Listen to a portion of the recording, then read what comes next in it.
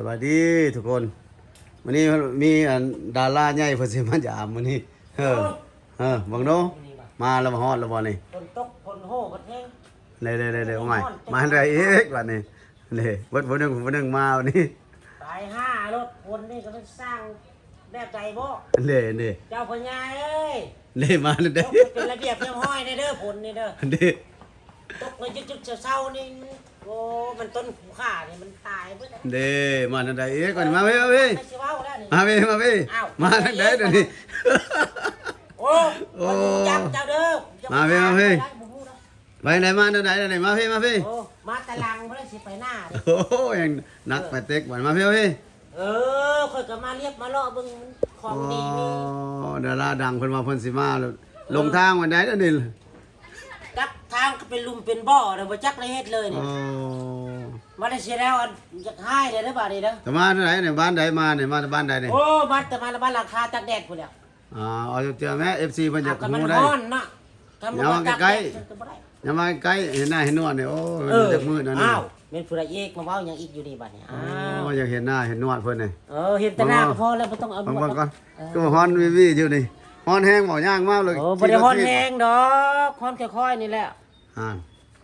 กิโลทีมาได้นี่รถทิพย์2ตีนตึงขนาดตัวตึงมากเลยเฮ้ยมาพี่จักพี่ช่างบ่มาพี่เป็นมยุมะยะนี่ก็ได้มาพี่โอ้ไปได้มาได้เลยนี่บ่แม่นบอกมาซื้อโทรศัพท์ซอยอ่ะโอ้ก็ซื้อไปหลายเครื่องเลยนะโอ้โซเครื่องกระตรวจคักอยู่พอได้ใช้ได้นั่นอยู่เจ้าของเจ้าออกคลิปดุแล้วนั่นก็ซื้อจอนซื้อข่อยกับคนนี่แหละ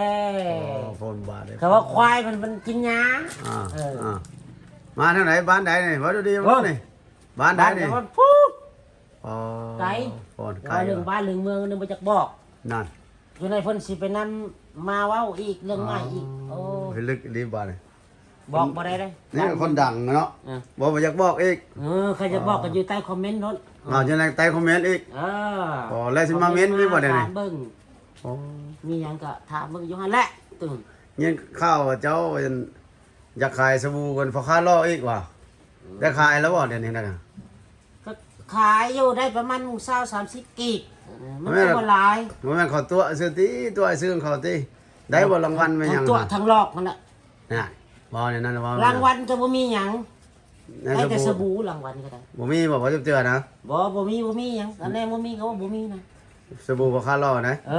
ได้แต่สบู่หยังสบู่เงิน 10,000 ก็บ่มีปานนั้นว่าจะขายให้พอค้าล่อมาขายค่อยพี่นะซั่นคันจะเป็นขายนะเป็นว่าขายนะคิดว่าสิมัน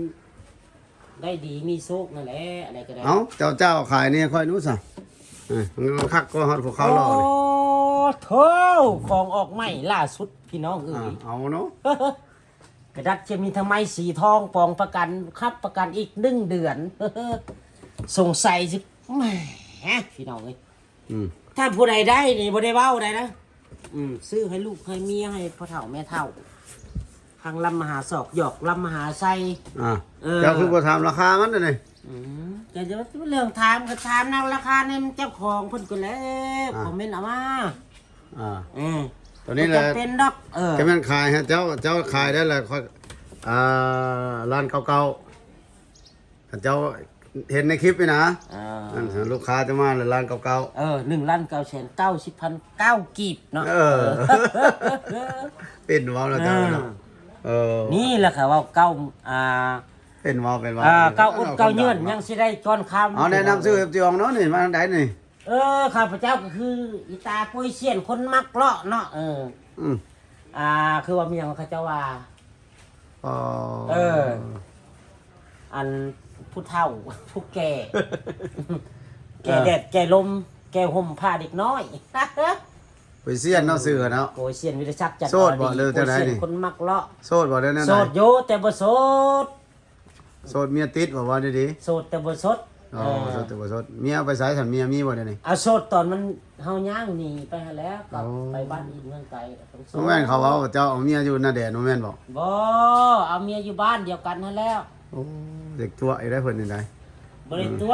บ้านนาดอกนาแดนก็บ่ได้แม่นเลยมาเจ้าโทรศัพท์พุ่นเอาเฮ็ดได้สิได้ขายนี่เอาเป็นพญาเจ้าเอา เอาพญา เอา เจ้า เนาะอันนี้ก็ดีข้าพระเจ้าก็บ่ได้ว่าลายยายห้างเนาะว่าหลายมันก็ยาวมันยืดปืด เจ้า ผม ขาย เว้า เนาะ ผมเว้ามันแห้งหลาย ปืด โทรศัพท์จำนวนพวกนี้หั่นน่ะที่พี่น้องได้เห็นอยู่หน้าจอออกที่ออกอยู่ในหน้าจอของท่านนี่นะ อ่า แต่ว่าของดีราคาถูกแต่ว่าของดีเนี่ยราคาแพงกับบ่แพง อ่า คันแพงเขาเจ้าบ่ขายบ่แม่นอื่นดอก อันนั้นอีกให้ได้เพิ่นสิขายเพิ่นจะทึกใจเพิ่นน่ะเพิ่นสิมาซื้อมาเว้าได้ไหน ก็ต้องเว้าลังคมราคากะตกลงกันกับพ่อค้าตอกผู้ที่มาซื้อมาถามเลยเนาะเอาลุ้นไปซังเอาเจ้าเบิ่งเนาะ รุ่นพิเศษ ซื้อ สง มาเนี่ย สัยโววีบ่ตัวนี้บ่แม่นโววีบ่ตัวนี้ โอ้โหวีเอาลงไว้ สงสัยโววีบ่แล้วว่า อ่า หรือว่ารถวีโก้เนาะหรือว่าสมมุติว่า วีโก้เป็นหยังบุกันเฮาก็บ่เข้าใจเนาะเพราะว่าเฮาบ่ได้แม่นโรงงานโทรศัพท์ เพียงแค่แต่ว่าถามเราคมราคา ถามเบิ่งเราคมกำนมราคาเบิ่งก่อนเนาะ มีอะไรนั้นอีก แล้วจังว่าอีกแล้วมีหยังอีกต่อไปก็มันก็มีเสื้อมีผ้ามาแล้วเนาะคนบ่นุ่งเสื้อเขาว่าคนบ่มีกระโปรงบ่มีส่งสลิด มื้อนี้แต่ว่าขี่รถที่มาหรือขี่หยังมาเด้อนี่ พี่รถจักรยาน จักรยานมาไกลแท้มาแต่นาเด่น จักรยานยนต์เว้ย จักรยานยนต์เนาะ จักรยานยนต์มันมาไกลได้เลยว่ะมันกินขี้มูกอยู่กินน้ำมันเอาเนี่ยหนทางมาเจ้าสบายหรือแยากหรือง่าย มัน จะ ส ได้ บายทางเฮาแต่มันยากที่ทางไปจากมา ทาง จะ เลข มาได้ 12เจ้ามันเป็นอะไรเนี่ยกินข้าวเขาว่ายากแท้ๆว่ะเป็นอะไรแม่นลีบ่ ถ้าไปบ้านค่อยเราไม่ต้องย้อมผมดอกเด้อมันย้อมเองมันได้ มันให้นาเด่นคนแก้วได้ทางยากเนาะสำหรับผู้ใดอยากย้อมผมสีทองไม่ต้องย้อมมาแต่เงินมันสิย้อมให้เอง ต้องเอาเป็นนั้นอีก คะแนนมันนะผู้ใดเอาเมียไปให้อย่าให้มันอย่าให้กอดแน่ๆเนี่ย เอาผักซองซะ ผักซอง ผักซองซะอยากมีคนจ้างโฆษณาไปบ่เนี่ยเจ้าคือเข้าที่ได้เจ้า ข้าพเจ้านี่ก็เขาอยากพังซ่องอันนาของข้าพเจ้าก็คือ ซองไปสั่งเฟซสั่ง เฟซนะมันยังยนต์สายด่วนยนต์สายด่วน สายด่วนเนาะเฟซบ่หันชื่อเฟซยนต์สายด่วนเขียนเข้าไปพี่น้องเอ๋ยจะได้มีสะแซวอยู่แถวนั้นมีแนวหัวอยู่เนาะคักมาแต่เนาะไอ้กระเป๋ามีทั้งในกระเป๋ามาพี่อันนี้บ่มีอยู่จากในกระ โอ้ย เป๋า ของดีมันมีของดีมาเบิ่ง โอ้ยบ่กล้าให้เบิ่งได้เลยนะไปสร้างเอามาเบิ่งนะอย่ามันมีใครจะแตะได้เรามีแต่เหล้าขาวอยู่ฮะบ่มีนกเหล้าขาวมันยังซะมันของดีมันก็มีเนาะมันยังของดีมึงเนาะให้ FC เขาเบิ่งมึงเนาะมีมีดมีผ้าบ่มีเสียงเจ้ามานี่อันนี้ก็เป็นยาปุ๊กบ่ท่านั่นเนาะคันกินยาเข้าไปมันปุ๊กอีกมั้งอันนี้เม็ดเดียวแหละมีหลายอย่างเลยเว้ยกระเป๋าความงามเนาะพออยากจ้างหมอลอกหมอลำกับเอารถอันนี้ปูนนี่เนาะปูนสำหรับคนหมอลำเวลามากองมานี่ปูนเชี่ยวมากเนาะบางปูนต่อไปมันก็สิมีแกงปูนมีมากเนาะในกระเป๋าเลยเกิดนอนหลายปีนี่มันมีแกงปูนมีข้าวหมากพร้อม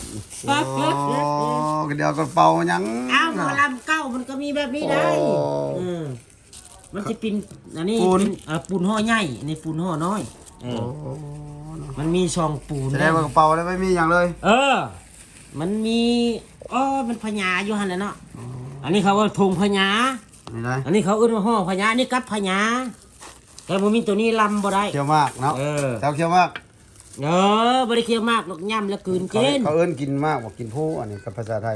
ภาษาไทยเขากินมากเนาะกินอย่างเดียวเจ้าก็กินมากยาสูบบ่ยาบ่สูบเหล้าเด้เราบ่ปฏิเสธถ้ามีก็กินมันบ่มีก็เงินกายก็ได้ผู้สาวเด้ผู้สาวนะเอาแต่คนบ่มีผัวดีเด้อเมียพังอยู่เด้อเอาแต่คนบ่มีผัว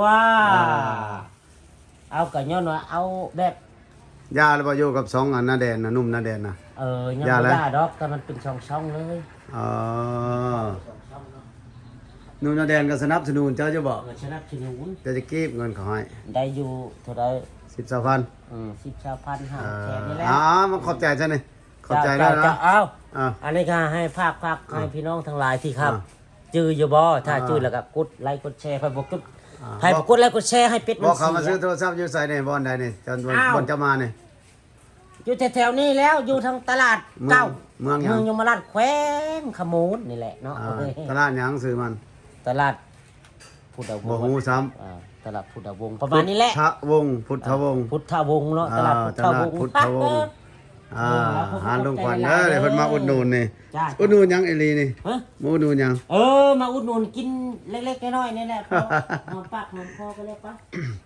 เดี๋ยวซื้อโทรศัพท์จักหน่วย2หน่วยมาตอนเมียอ๋อเนาะบ่แม่นธรรมดาคนดังพี่น้องเอ้ยเอาสำนั้นแหละคนดังเพิ่นมายามนี่เอาเหล้าขาวเพิ่นปอกนึงก็แล้วดอกเพิ่นนี่บ๊ายบาย